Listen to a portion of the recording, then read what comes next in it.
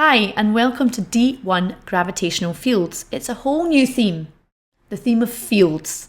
And you can see it's quite late at night here, which is just proof that I work my socks off for you guys. I want to make sure you're going to get great grades and amazing confidence in IB physics, and this is the place to get it. You're going to have to bring in material from your past knowledge here. You're going to have to remind yourself about circular motion, remind yourself about forces, and we're going to take them on into this course. And once we've got the idea of gravitational fields in our head, we're then going to take all of that with us into the next topic, which is D2 electric and magnetic fields. So this is quite a pivotal topic, and I really need you to focus. Let's start this topic with a nice, easy learning objective. State Kepler's 3 laws of motion. Kepler's first law is often called the law of ellipses, and it's based around the fact that the sun is at the centre of the solar system and the planets orbit the sun with an elliptical motion or an elliptical curve. His first law takes that a little bit further and says planets orbit the sun in a path described as an ellipse, with the centre of the sun being located at one focus. So we have 2 focuses when it comes to an ellipse, focus 1 and focus 2. You'll always find the sun at one of those 2 focuses.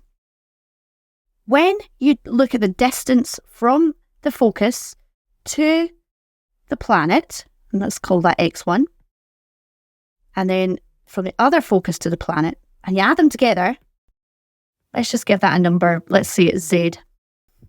And then you take the planet a time later, time 2 later, and you add the distance from focus 1 to the planet, and focus 2 to the planet.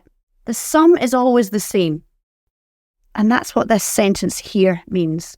An ellipse is a special curve where the sum of the distances from any point on the curve to 2 fixed points is constant. And that's what Kepler's first law, the law of ellipses, is all about. I'd like to look at an ellipse a little bit further. You can see here on the elliptical diagram that we have F1 where the sun is and the other focus F2. I'd like to think, what happens if we push these focus a little bit further together? What would happen to the shape of the ellipse? Well, I'll just draw it up here.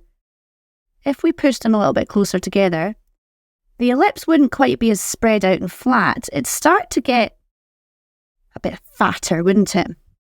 And in fact, if we got even closer, we'd get fatter still. And if we brought them to the one point, that shape would become a circle. So the special case of an ellipse is when the 2 foci are moved together to a single point, and that's called a circle. Now, the maths of an ellipse is very tricky, and it makes physics very difficult for us. So what do we do as physicists? Let's just assume the planet's ellipse is a circle. We talked about this earlier in the course. Sometimes we make assumptions in physics to make calculations easier. And this is one of the assumptions. One of the assumptions is that a planet's ellipse is a circle. It just makes everything easier. But Kepler wasn't fully ready to adopt the circle assumption just yet, because first he came up with his second law, the law of equal areas. I want you to look at this diagram, and this diagram has our 2 foci here, and we have a planet going round in an ellipse. This section here is how far it travels in 1 month around the ellipse. This section here, relating to area 2, is how far the same planet travels at another month throughout its orbit. And you can see it travels a smaller distance around the ellipse in the second month than it does in the first month. So what's Kepler got to do with this? Well, his second law is the law of equal areas, and he says a line segment joining a planet and the sun sweeps out equal areas during equal intervals of time.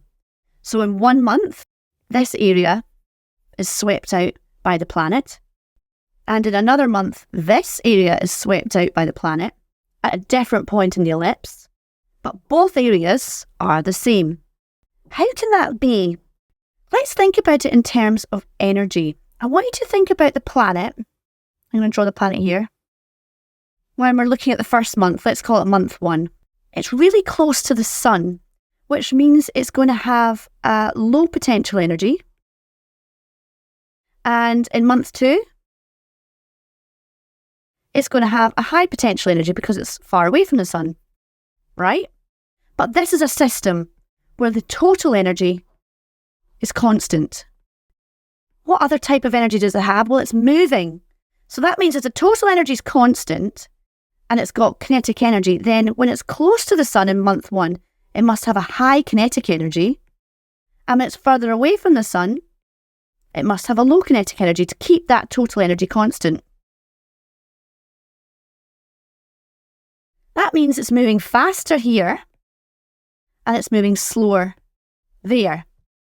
So this law, what it really does is it relates to the speed of the planet in the orbit. It says, okay, if these areas are equal, then it must be moving faster when it's closer to the sun and slower when it's moving further away. Finally, Kepler's third law, and we're going to look at this law later because this law is often asked to be proved. Kepler's third law is the law of harmonies, and he said that the square of the orbital period of the planet, t squared, is directly proportional to the cube of the radius, r cubed, of its orbit. Let's draw a little diagram. We've got a star with a planet orbiting it. The radius is here, and the time period is the time taken to go all the way around and back again. Time period. And what that's saying is that the time period squared is proportional to the radius cubed. And that radius is to the centre of the sun, by the way, and the centre of the planet. And when we have that directly proportionate relationship, we can, of course, plot this graph, which is t squared on the y-axis and r cubed on the x-axis. And the equation of the line is y equals mx because there's no intercept. So t squared, which is on the y-axis, equals m r cubed, which is on the x-axis. And this m value is the gradient, right? So the gradient is m, and we're going to look at that value later, and we can get loads of interesting stuff from that value later. I'd like now to talk about Newton's law of gravitation. The difficulty with this law can be purely mathematical, and that is simple maths. It's forgetting to square the r, or it's not typing things into your calculator properly. Let's have a look. I'd like you to consider the Earth and the Moon. We know that the Moon orbits the Earth, and that the Earth exerts a gravitational force on the Moon, and the Moon exerts a gravitational force on the Earth. This gravitational force acts at a distance and has an associated force field, much like a positive or a negative charge or a magnet. Because of Newton's third law, when we say that the Earth exerts a gravitational force on the Moon, there must be an equal and opposite force. So the Moon exerts an equal and opposite gravitational force on the Earth. Of all the forces in the universe, gravity is the weakest, and it's only measurable with large masses. So we can only really measure gravity when we're looking at planets. Although, if I was to stand next to my best friend, I would be exerting a gravitational force on her, and she would be exerting a gravitational force on me. I have the ability to create a gravitational force. I'm just not massive enough. Let's look at this force in more detail. This gravitational force that the Earth exerts on the Moon and the Moon exerts on the Earth is directly proportional to the product of the masses. So the bigger each of those planets are, the bigger the force is. It's also indirectly proportional to the square of the distance between the masses. So if these planets were to get closer to each other, if this planet and the Moon were to get closer to each other, the force would increase with a squared factor. This idea of maths, this relationship that we're building here, is built on one assumption. It's built on the assumption that the masses, or the Earth and the Moon, have uniform density and that the mass is concentrated at the centre. So all this mass within the Earth, we have to pretend it all comes from a central point, a point mass in the centre. Let's take this mathematical idea a little bit further. We previously said that the size of the gravitational force is proportional to the product of the masses. So force is proportional to the product of the masses. We also said it was indirectly proportional to the square of the distance. This formula has built upon these two assumptions, and to make it into a reasonable relationship rather than a proportionality, we've introduced a constant of proportionality. Well, not us, Newton. Newton introduced the constant of proportionality, and his constant of proportionality is G, big G, not a small g, big G, which is 6.67 times 10 to the minus 11 newtons meters squared per kilogram squared. This is given in your data booklet. You will be asked to find the gravitational force between two objects, and you will have to use this formula. Please, please, please remember to square your distance. That's where a lot of people make silly mistakes. Time for some more actual examiner feedback. The examiners have said that candidates could not provide a statement to encompass Newton's law of gravitation. So what does that mean? That means that perhaps in a past paper or an exam paper, you've been asked to describe Newton's law of gravitation. And it would be not suitable to simply write down this equation. You would have to come up with a statement to describe Newton's law of gravitation. And that's where we go back to this point here. You would say, Newton's law of gravitation says that the size of gravitational force is directly proportional to the product of masses and indirectly proportional to the square of the distance between the masses. This assumes masses have uniform density and the mass is concentrated at the centre. It's a bit of a mouthful, but certainly something you'd want to memorise. This is probably worth about 3 marks. The most common types of exam question you'd find when you're looking at gravitational force and Newton's law is when objects are in orbit, as we looked at before. In this case, we have a satellite orbiting the Earth. We know from earlier that it's got a centripetal force pulling it towards the centre. But we now know that that centripetal force is gravity. It is the force in Newton's law of gravitation. What that allows us to do is to form a relationship. We can say the gravitational force from Newton's law is equal to the centripetal force. We can put expressions for each of them here. Gmm over r squared for Newton's law of gravitation equals mv squared over r.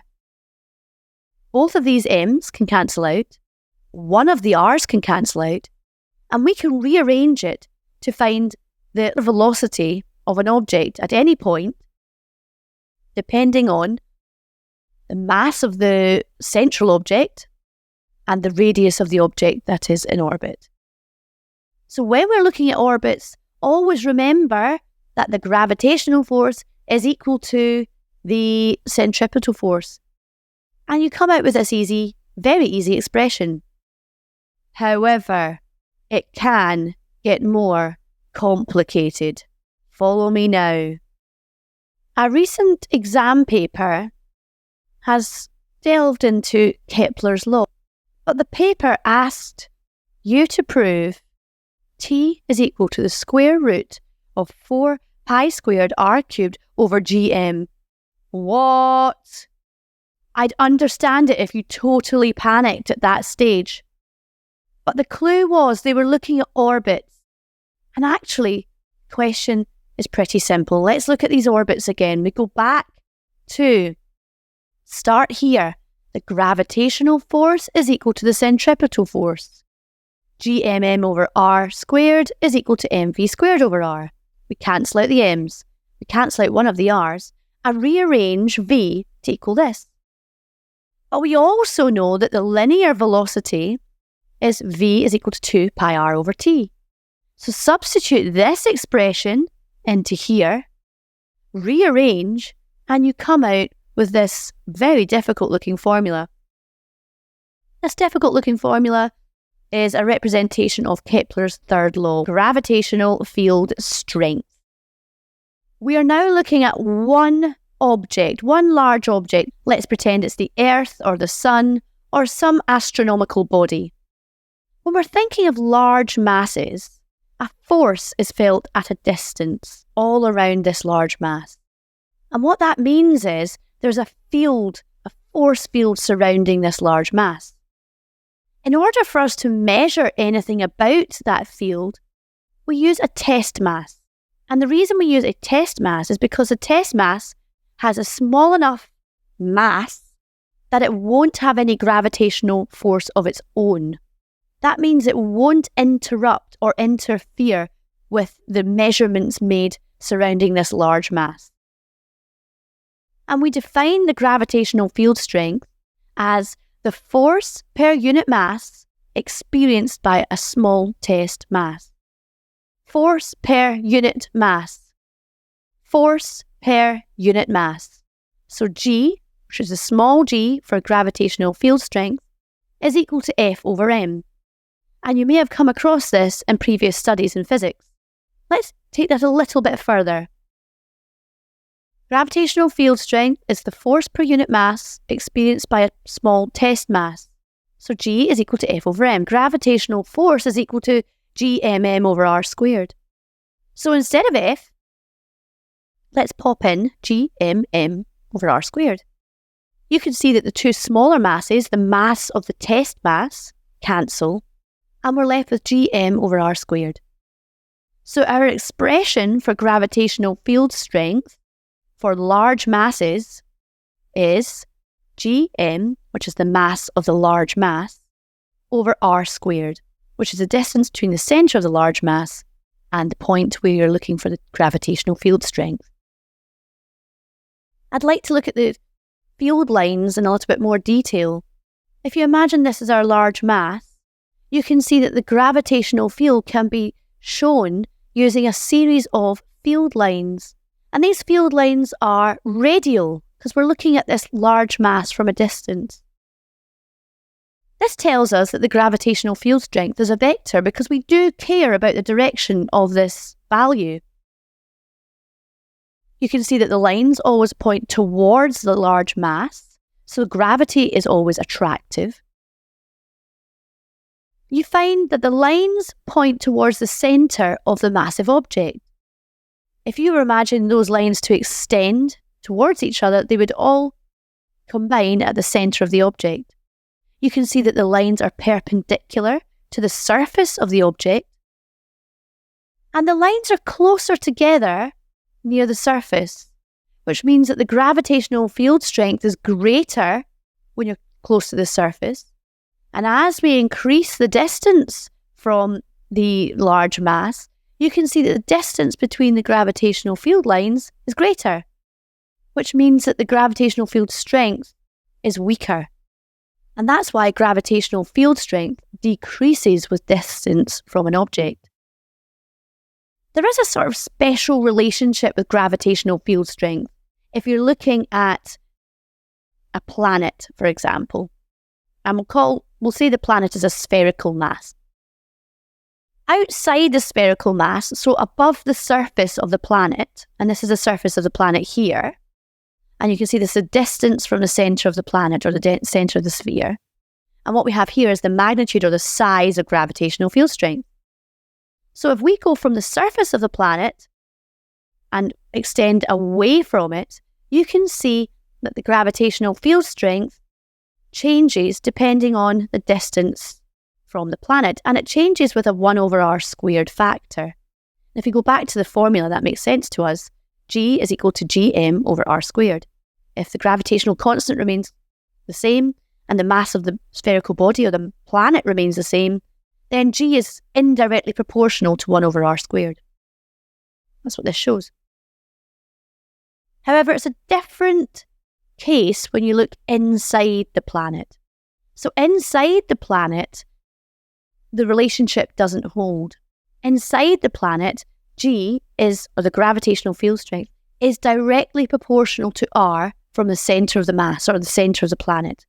So inside, you can see that the gravitational field strength increases in strength in a proportional relationship until the surface of the planet, and at which case it then offers its 1 over r squared. Another special case that you'd like to consider, not quite so much a special case, but something that the examiners are quite keen on, is this idea of two bodies. So the syllabus says that students should be able to determine the resultant gravitational field strength due to two bodies along a straight line. Well, phew, a straight line means it's one-dimensional, which makes our calculations a lot easier. In 2 dimensions, there's all sorts of components that we need to consider, so we can forget about that. But what we do need to understand is that gravitational field strength is a vector, and we have to take into account the gravitational field strengths from one body and the other body, and in the fact that they're acting in different directions. So let's look at this question. A mass at point X gives rise to a gravitational field strength G at point P as shown. So the gravitational field strength felt by the test mass P at this point here from X is G. An identical mass is placed at point Y as shown below. So you can see at point Y there's an identical mass and it's twice the distance away from P. The result is that although P is being attracted to X, it's also being attracted to Y. And the question says, calculate the resultant gravitational field at P. So let's go to my desk cam and solve this problem. The previous slide asked us to find the resultant gravitational field strength at P. And that gravitational field strength is due to two bodies, X and Y, and they're both identical.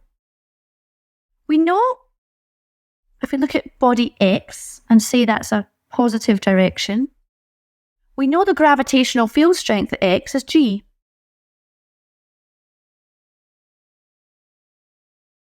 Now we look at Y. Y has an identical mass and G will be constant. Big G will be constant. So I'm interested to find out how the gravitational field strength will be affected by the change in distance. So we've got Gm, and instead of r squared, we've actually got 2r squared because it's double the distance than at X. So we can extend that to say Gm over 4r squared. The other thing we need to take into account is the fact that it's in the opposite direction. So we're looking at gravitational field strength being a negative. Therefore, what we have in this direction is we have G, a magnitude of G, felt at P. And in this direction, we have a magnitude of, well, wait a minute. The G's and the M's can cancel out. The R squareds can cancel out. So we have a magnitude of G over 4 minus.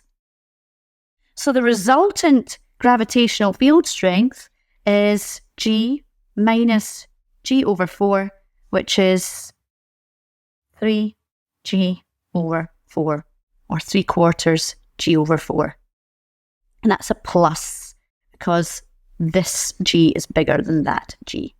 So our resultant gravitational field strength at P is 3G over 4. I've shown you lots of pictures of a planet and the field lines, and it's called a radial field lines. These field lines are radially outwards, and we've talked a lot about what they look like from afar right now. That's the worst drawing I have seen. Sorry about that. But you get the idea, right? We've got these radial field lines going towards a planet. But what happens when you're on the planet? You don't see it like this, do you? You don't see it from afar. When you're on the planet, I'm sure you'll agree, the Earth looks flat, right? And the field lines are not going to be radial at that stage.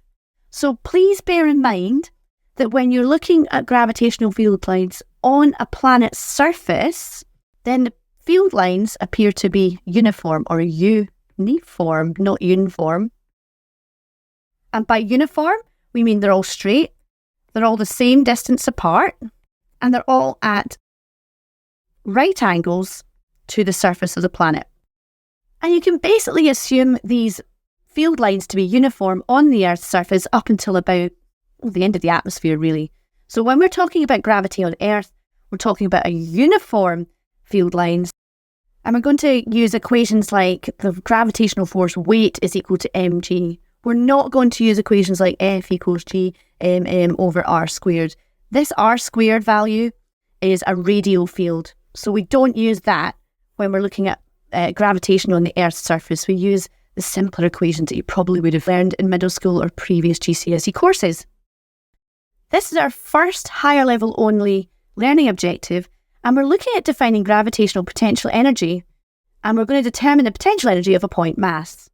This will head back to this idea of a radial field. Oh, I'm going to have to draw a radial field again. And the uniform field. So on the planet's surface, and we've got the uniform field here. I mean, heads up, you already know potential energy for a uniform field. It's mgh, isn't it? All right. This stuff is not too much more difficult. Let's just go with it. Gravitational potential energy is the energy an object possesses due to its position in a gravitational field. The formula near to the Earth's surface is EP equals mgh. We already know that. That's easy. Okay? What about what happens when we get to a radial field? We've got a radial field like this. Our field lines are heading in towards the centre. We can't use the same equation. We need to use a different equation, and it has to have this idea of a radial in it, so a 1 over r squared or a 1 over r field to it. So gravitational potential energy for a radial field, we'll talk about it in terms of a point mass in space. So we've got a point mass here, it's in space, and it's influenced by the gravity of the planet or the star. The formula is EP equals minus g m1 m2 over r. It looks really like the formula for force, doesn't it? F equals g m over r squared. The only difference is it's a 1 over r instead of 1 over r squared. Let's just go back to our uniform field for a second. EP equals mgh. Mg is force, isn't it? Because it's weight. W equals mg, which is a force. So EP equals force times h, which is distance. So EP equals fr. Ooh. F is g m over r squared times r. Okay. G m over r. That's where this comes from.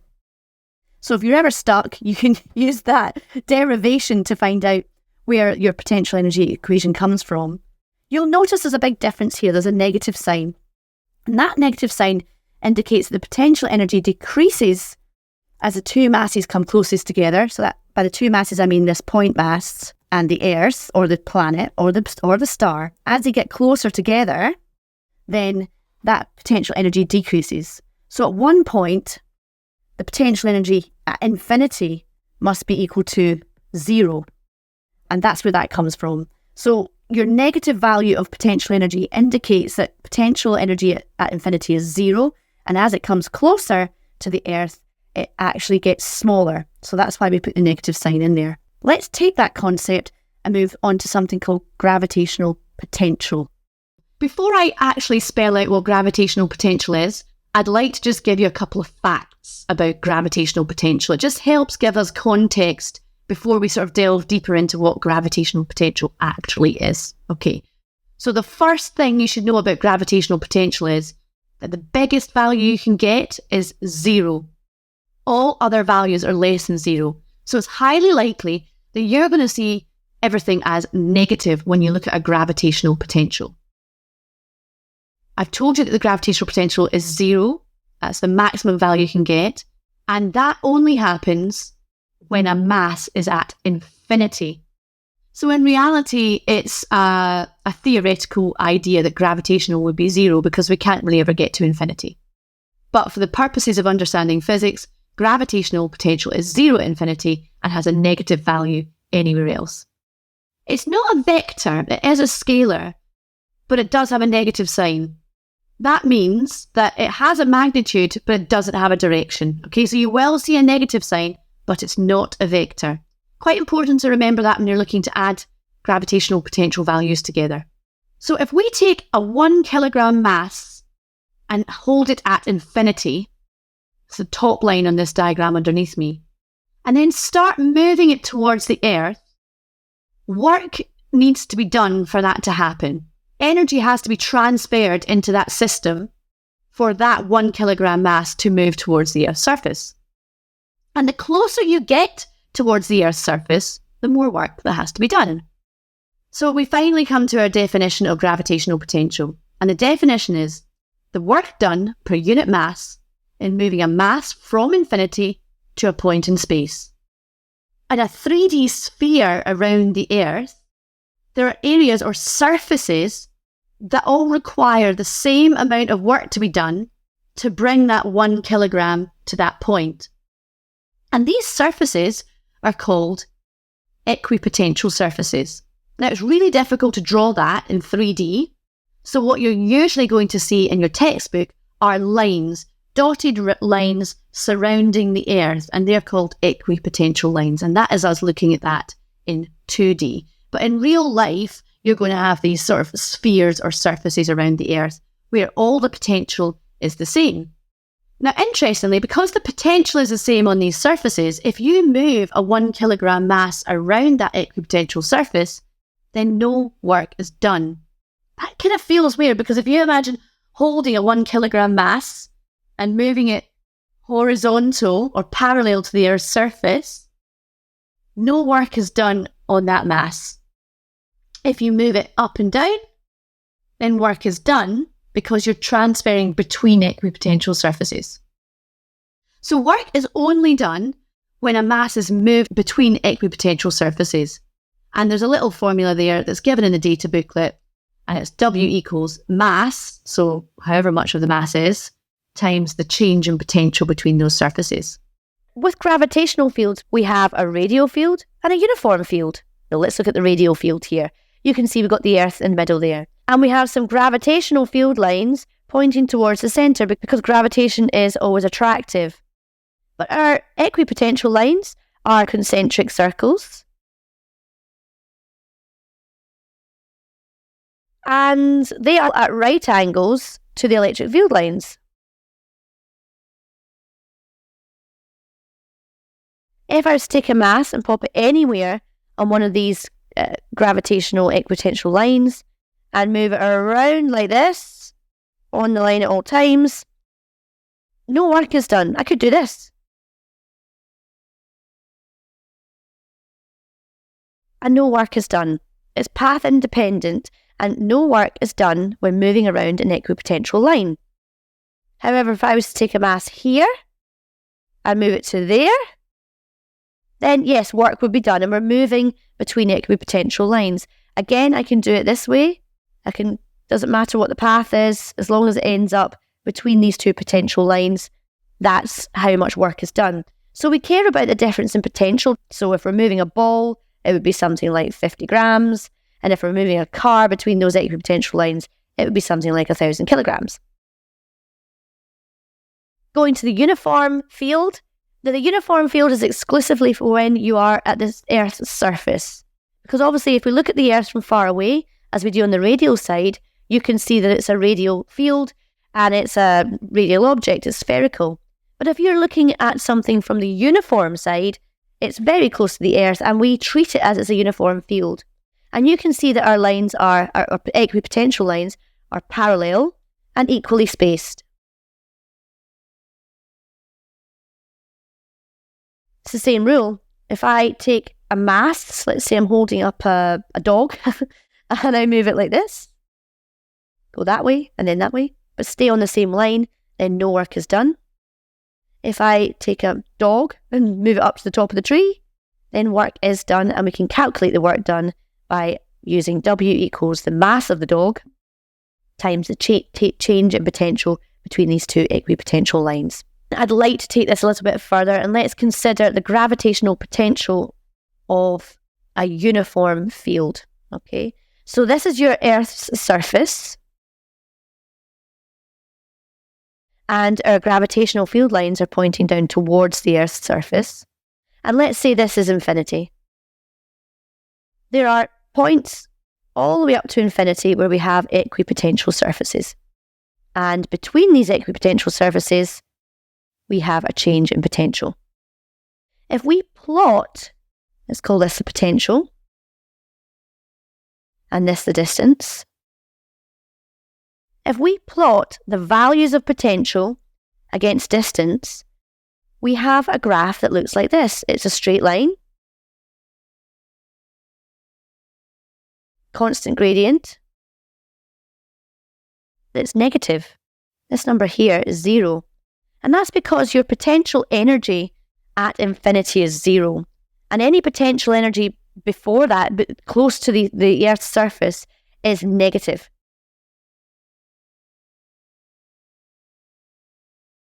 So what we can see here is the potential increase at a constant rate with distance from the Earth's surface, so it increases like this, and towards 0 at infinity. The gravitational field, the gravitational field, no two fields. The gravitational field is the gradient of the graph of potential against distance. So that is the gravitational field. The gradient. Let's have a look at our radial field. So we have, as before, we have the Earth in the centre here. We've got the gravitational field lines pointing towards the centre of the Earth, and we have these equipotential lines here. If we plot a graph of the potential, and the potential is on this axis, and it's negative, against the distance from the Earth, you will see that we have a graph. The potential increases with distance from the Earth's surface, so it starts off very small, increases. It increases quickly at first and then tails off. So the gradient of this, delta V over delta R, is big to begin with. And then it tails off. So delta V over delta R then gets small.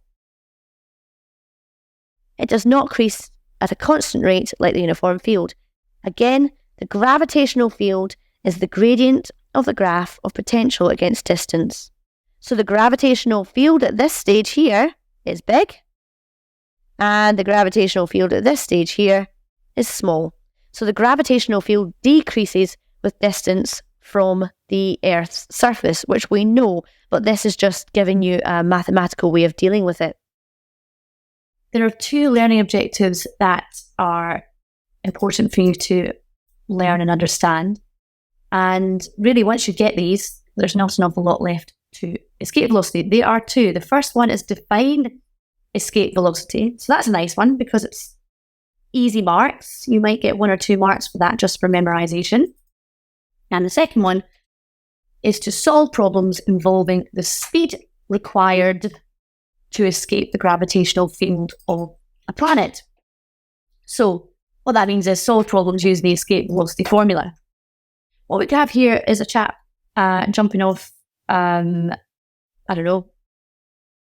fence onto a roof. Maybe it's basic parkour or something. I don't know. Anyway, looks a bit trendy. And what you'll know from being a kid is that when you jump up, gravity pulls you back down again. And if you think about that in a physics term, in energy terms, when you jump up, you start off with a certain amount of kinetic energy. And as you increase in height, that kinetic energy converts into gravitational potential energy. And eventually you reach a maximum height. And at that maximum height, you have most gravitational potential energy. And then you start to fall back down to Earth again, and you gain kinetic energy again. So that jump all starts with giving an object kinetic energy. That man would have jumped off that fence by giving himself some kinetic energy and launching himself upwards. So my question to you today is, what happens if you launched with a greater kinetic energy? Well, I think you know the answer, but let's go through it anyway. We have here the Earth, and you can see that I have drawn some gravitational field lines on the Earth. Close to the Earth's surface, you can see that those gravitational field lines are close together. So that means that the gravitational field strength close to the Earth's surface is strong. So if you jump close to the Earth's surface, there's a larger force due to gravity pulling you back down again. As we get further and further away from the surface of the Earth, the gravitational field lines are wider apart, they're further apart, and that means that the gravitational field strength is lessened. So if you jump higher and higher, actually what happens is the force of gravity that pulls you back down again gets smaller and smaller. So if you give yourself a lot of kinetic energy and launch yourself with a huge amount of kinetic energy, in fact, what you could do is get to the point where the force of gravity that's pulling you back down doesn't exist anymore. The gravitational pull is zero. So if you jump fast enough and high enough, you can actually escape the gravitational pull of Earth.